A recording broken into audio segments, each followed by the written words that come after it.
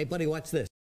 Hello, Regis Kilbin is the name, and Hearthstone is the game, and this is the Advice Arena, where I give you advice on how to play Arena.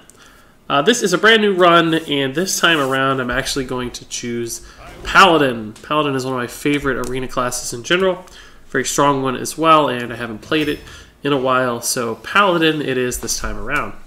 So let's go ahead and jump right into the draft with our first rare, of course. Abomination, sometimes an okay card, but not that great with Paladin because you typically do have a lot of 1/1 minions on the board thanks to your hero power, and this will kill them all. So not that fantastic. Steward of Darkshire is pretty amazing.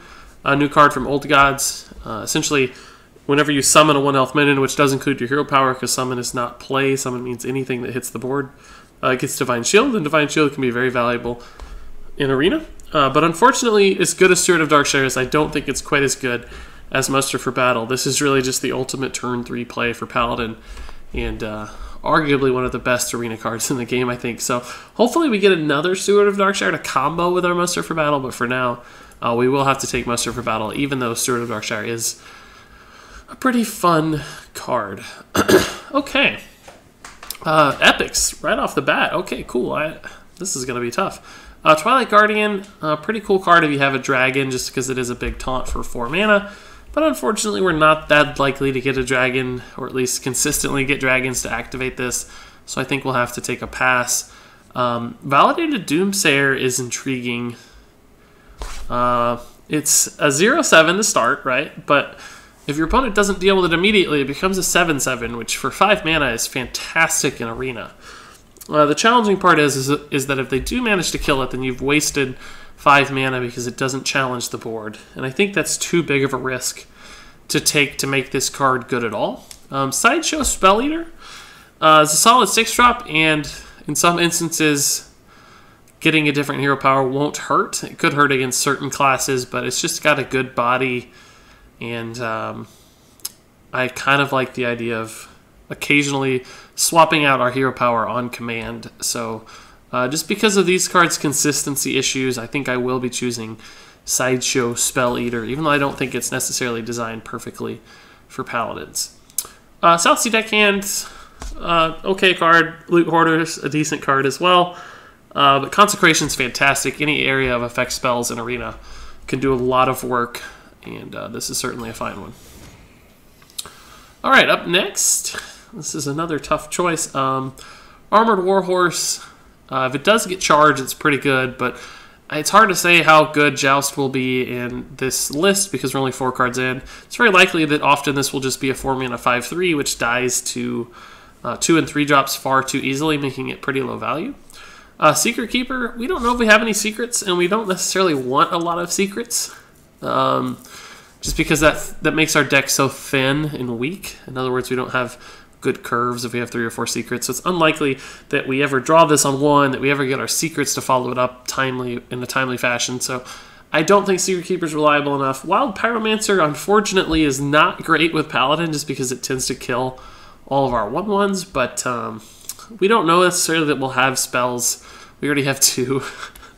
For instance, the turn 2 Pyro into the turn 3 Muster for Battle is a pretty disastrous play. That said, as just a 2-drop, it does have a solid body, and occasionally we might be able to make a cool play with Wild Pyro Consecration where we deal 3 damage to the enemy board. Okay, up next. Silverhand Knight's a fine card for 5 mana. I like it. It's just got good stats. Split across 2 bodies. Cogmaster's pretty unreliable, particularly when you don't have any mechs when you pick it. But Direwolf Alpha, I think, is probably just better. With things like Muster for Battle, it can get a lot of value, and our hero power in general. And being able to make surprise trades where you kill something more valuable than you should be able to can disrupt your opponent's plans quite a bit and put you ahead on the board. So good card for Paladin in general, I think. Junkbot's pretty awful because we just don't have mechs, and we probably won't have mechs, and it's just got terrible stats to start. Recombobulator can actually be decent because we'll have a lot of 1/1s out on the board, and it can recombobulate them into stronger things that have actual effects or slightly better stats. Frost Giant, kind of intriguing, right? Because you could theoretically get a 0-mana 8/8 out. But in games where you've had to use your hero power that many times, you're probably either behind, or by the time you get this and make that play, it won't be that impactful. So I think I'd rather get the consistency of the Recombobulator and see if we can make it work. Cult Apothecary, it's a cool heal effect, but the body's not that exciting. It's kind of a, if you're super behind on the board, you can play this and survive for another turn, but you'll still be super behind on the board in Arena because we just don't have that many consistent board clears. Cult Apothecary Consecration could certainly work, but I don't know, it seems risky and like it won't work that often. Divine Strength is probably okay, but I do wish that the stat totals were reversed on it. It certainly combos with Wild Pyro, but again, I don't know how often we're going to want to do that. Dark Iron Dwarf is a fantastic Arena card, I think, especially with Paladin, because again, following up Muster for Battle, making those 1/1s attack for 3 while playing a solid body on the board is it's just a little too hard to pass up. Ironforge Rifleman, average card, bad stats, but an okay battle cry, but it's not very good. Dread Corsair can be okay in Paladin with like a True Silver Champion. We don't have a True Silver yet, so I don't know that I want this. Puddle Stomper could be good with some Murloc synergies that Paladin can unlock with like Murloc Knight. And it's a 2-drop, which is always good. We already have a few 2-drops. I'm kind of tempted to take the Dread Corsair on the assumption that we get a weapon. And this gives us a really nice tempo play at some point in some game. Plus it's a taunt, so even like in the late game as a 3/3 4-mana taunt, it might be able to do a little bit of work. So we're going to get greedy and take the Dread Corsair.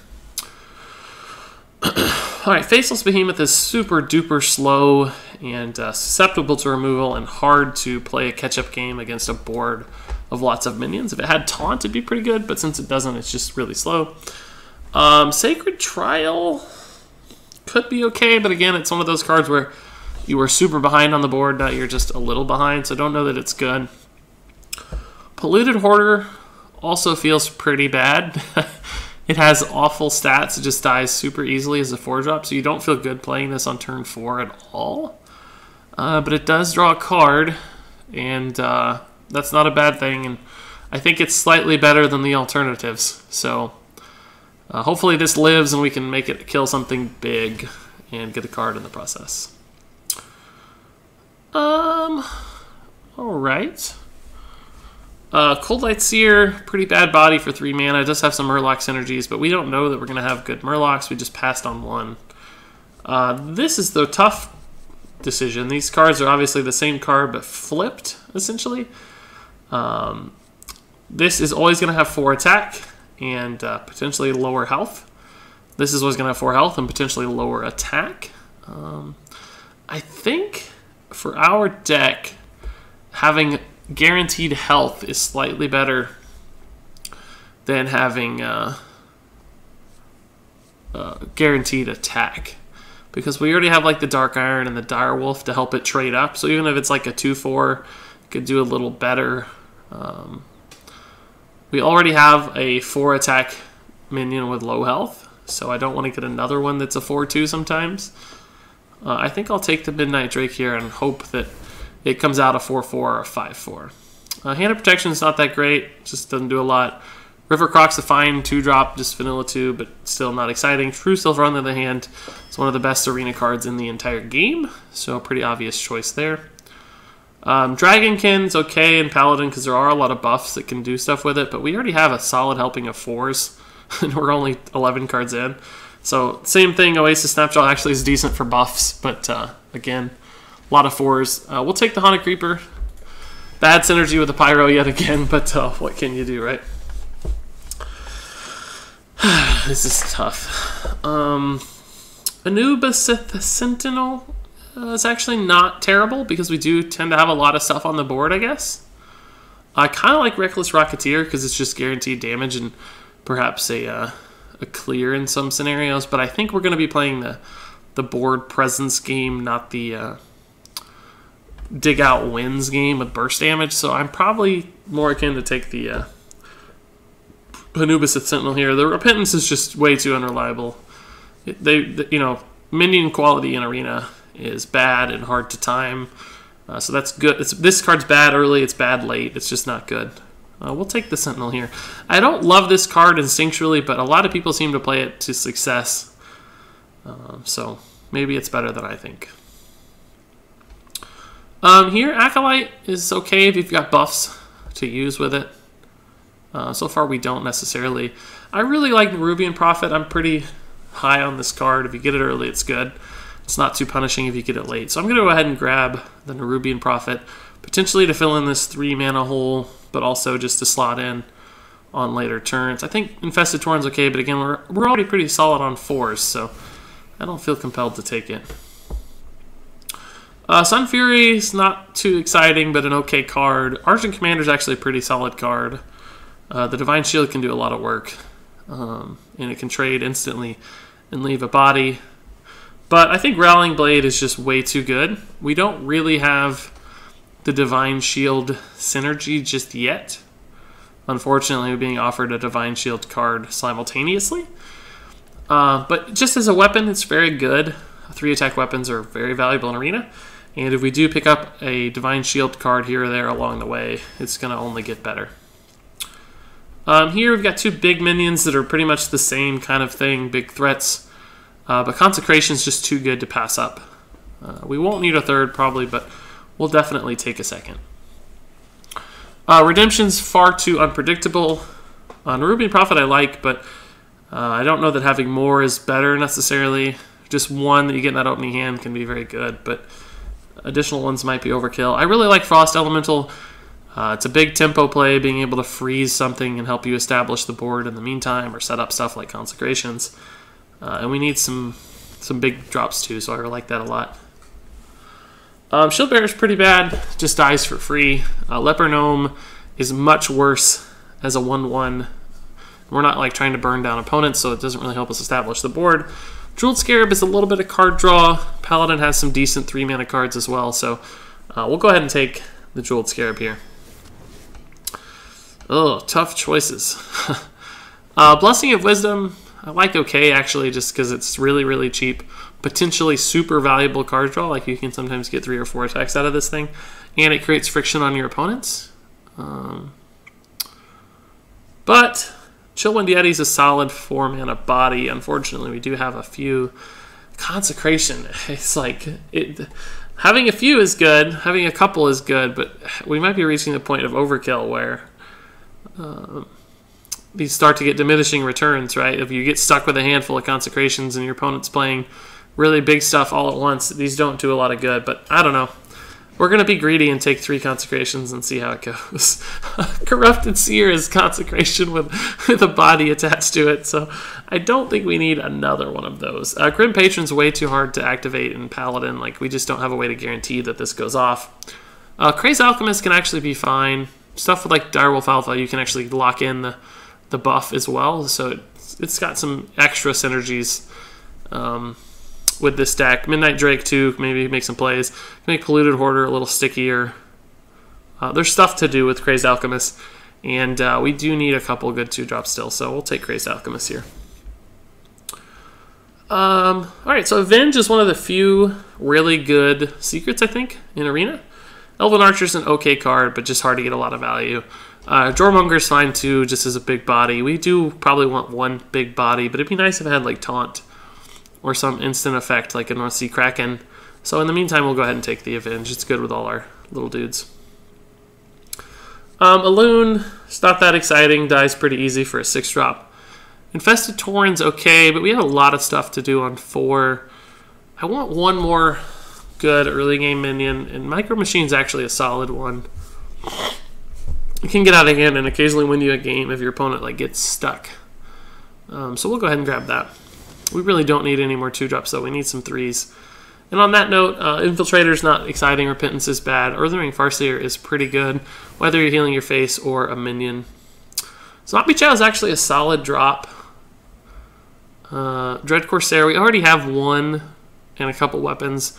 So it's probably a good card, actually. It could be a 1-mana card, not a 4-mana card. But Argent Horse Rider is really solid, both because of the charge effect to clear things for free and because remember we do have some Divine Shield synergy with our Rallying Blade. So we can maybe coin out a Horse Rider into a Rallying Blade for a really sick play. Or just play them together at any point in the game. I think we'll take the Horse Rider here. We're also, we only have one 3-mana minion. We have a couple 3-mana weapons, so it probably doesn't hurt to grab a minion here. Bomber's not great in Paladin. Kobold's not too exciting, even though it's pretty good with our consecrations. I think Light in the Darkness is solid. It's just card draw with better stats, so that's a nice thing to have. Okay, so these are actually all decent 4-drops. Tall Strider has the best stats by default, but I don't know, we're not really doing the stat thing on our 4-drops, are we? Our 4-drops are all a little weird, stat allocation-wise. Troop Spider's more card draw, but we actually have ways to get cards right now, right? We got a Light in the Darkness, we have Polluted Hoarder. I guess that's really it. But we don't need a ton, as long as we have a good curve. 2 is probably... Oh, Jeweled Scarab 2, so yeah, we're probably fine. Kind of want the Silver Moon. It's good with buffs in Paladin. We still don't really have any straight-up buffs yet, but like Dark Iron Dwarf's good with it. Direwolf's good with it. And, of course, the Rallying Blade synergy is there too, so we'll try the Silver Moon. Ugh, this is bad.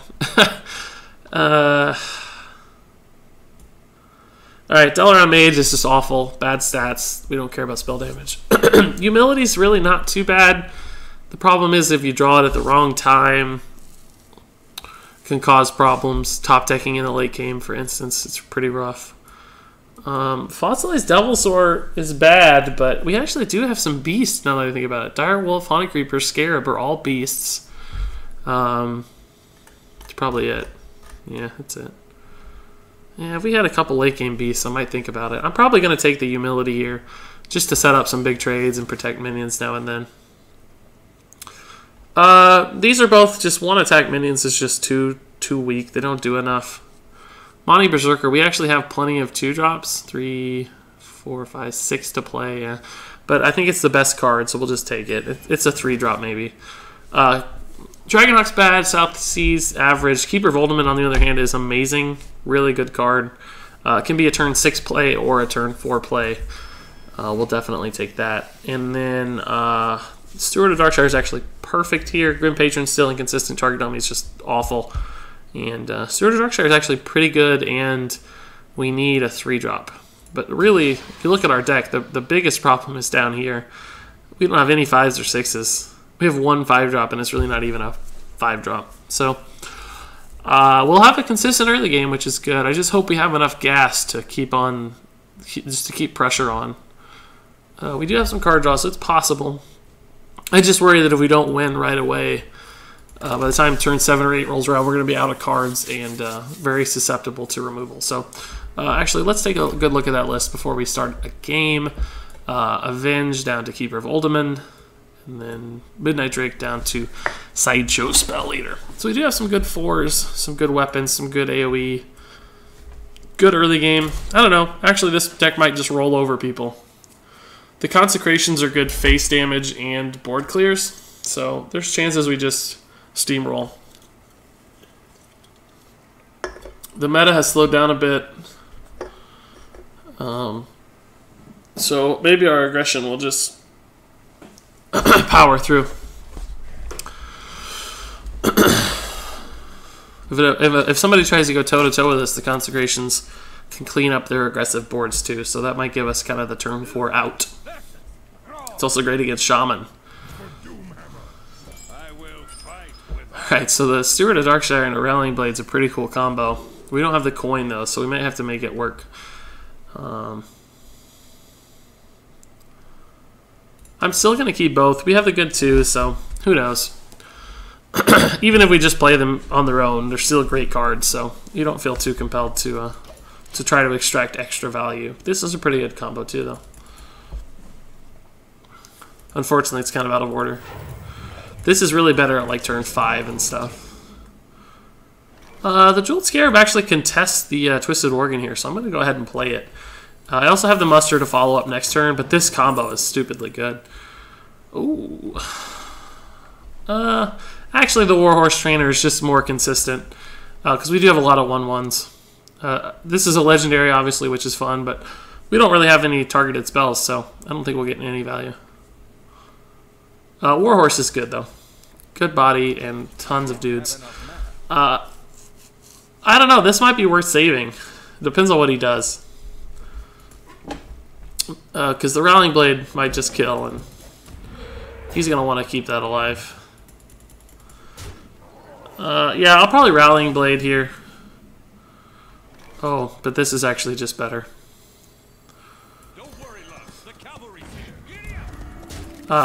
This Divine Shield is still there, so I might actually make that a 3/2 with the Rallying Blade.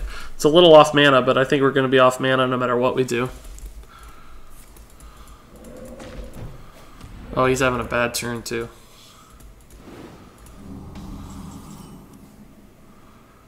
Part of me wants to just play the Micro Machine and the Hero Power. Because it's on curve.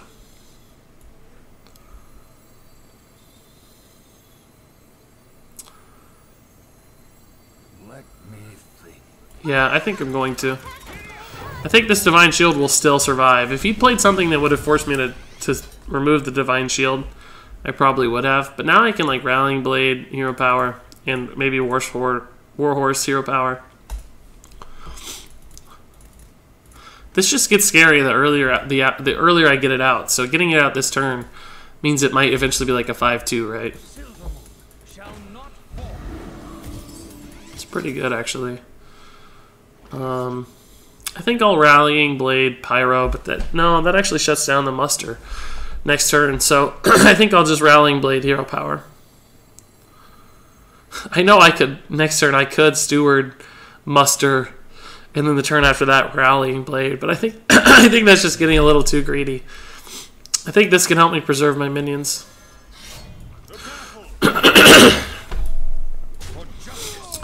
I'll go ahead and use my face because my face health is really not that valuable, but my Divine Shield is pretty valuable here. We're very far ahead right now. We have 8, 11 attack out, essentially. We got a sick turn next turn. And I want to use the weapon charges here too, so I definitely want to do attack as much as I can. He's got a lot of Divine Shield dudes too. This is kind of awkward to get rid of that shield.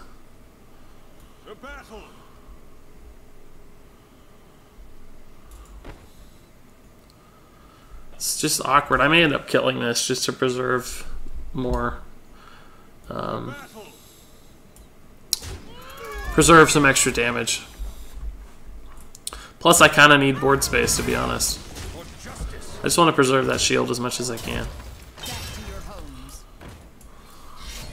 How stupid is this? How good would another Rallying Blade be right now? How stupid is this?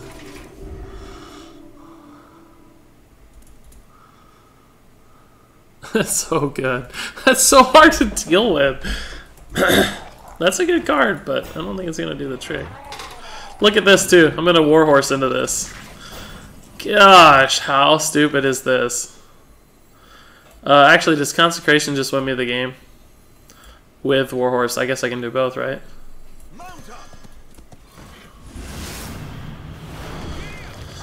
So I'll go here. It's going to be alive still. Yeah, I think he saw the writing there. The writing was on the wall. That was unfair. That was blatantly, stupidly unfair. Wow. Okay. Well, we'll play one more in this part 1 video. At that point, I'll designate a name for this deck. I think it's probably just going to be the Divine Paladin.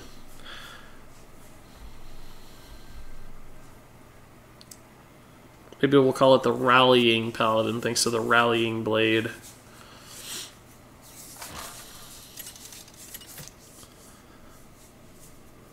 We have a lot of Divine Shield stuff happening, though, so maybe Divine is the best moniker. Alright, so this isn't a super exciting opening hand. We'll keep the 1-2 just to have stuff to play. Still not exciting. Oh, actually, this is great to have an opening hand, I guess. What am I talking about? That's going to be an awesome tree drop. So I'll play the Avenge now. I may coin out the Horse Rider to set up the Direwolf next turn. It'll be a 3-attack minion. And if he pings off the Horse Rider, then... this is pretty good too, though.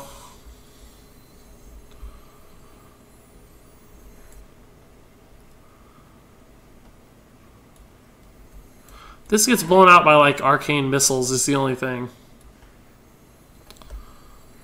I'll just play this. Next turn I can Direwolf it, and then coin the Crazed Alchemist, and when I swap the stats, it will get to 4 health. Oh, I made the right call. Arcane Missiles would have blown it out. Nice. So we'll just play this since it's on curve. That's totally fine. Hopefully I get to show you this combo, exactly what it means. Essentially, you get to pass the attack onto the health. So oh, that's a really good answer, but thankfully he does not have a 2-drop to follow.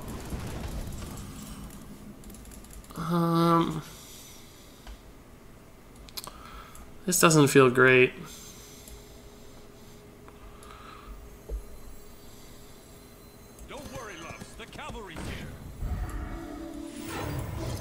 Let's go ahead and get this party started. This might set up a nice Avenge on the Divine Shield. I put the guy to the left so that when these guys spawn, they're lined up on the right side of the Direwolf Alpha because they always spawn to the right of your farthest right minion. So it's just a small note. Might make a difference. So essentially I can make this a 2-3 next turn if I want. Don't really need to, though. Oh, nice.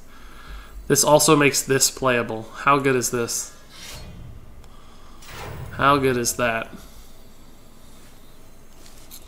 And I'll actually attack this way because I know for sure I can kill the first half of this.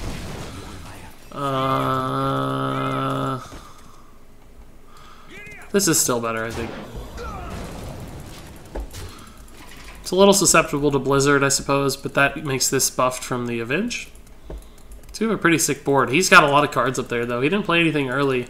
Makes me think he has like a ton of dudes. Yeah, that's a reasonable target.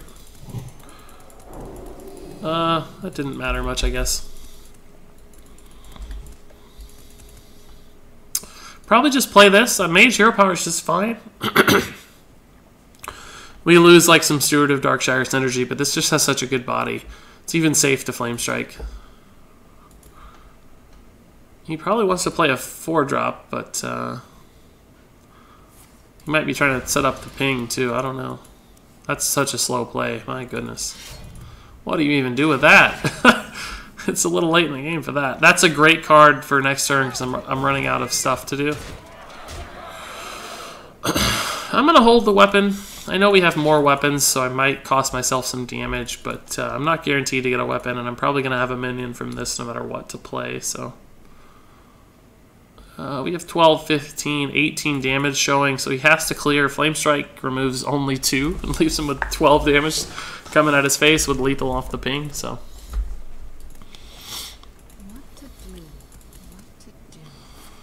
Polymorphed, the 6/5 taunt, okay. That's a 1-mana card we played that got polymorphed right there. 2 mana total, I guess, thanks to the Avenge. So we feel alright about that. He kind of has like a double ping now. He's got the Lice Justice and the Fire Blast. Where did the Undercity Huckster come from, by the way? Did he... I don't even know where that card came from. We need to check for lethal, I guess. 9, 12, 13. We'll play this first because it might actually give us lethal. This probably won't. The Cog Hammer doesn't help, but I think I'm going to take it anyway just because it is a weapon for extra damage. So we'll do this now. These cards are not exciting. I guess we'll take the Dragonhawk. because it represents the biggest body. Pretty bad set of cards, though. I'm actually going to play this because it might deny some AoE if it hits like the right thing. That's the worst thing to hit, but because he can just ping through that anyway.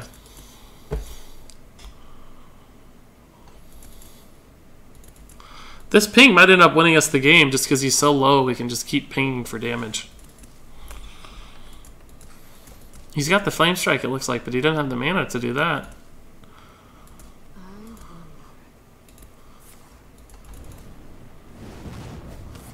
Oh, Dragon's Breath. Okay, that just leaves us with lethal.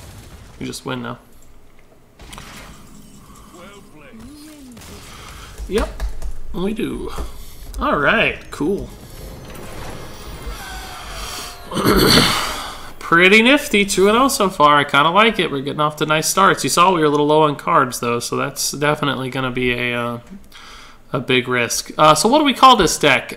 We have Steward of Darkshire, we have the Consecration. I think the Steward Paladin might be the right name, since we do have some crazy Divine Shield stuff happening, and this card is all about Divine Shield, and this is a new Old Gods card as well, so that's fun. So we'll call this officially the Steward Paladin. Off to a good start. So thanks for watching this this edition of Advice Arena. Until next time with part 2 of the Steward Paladin. Game on.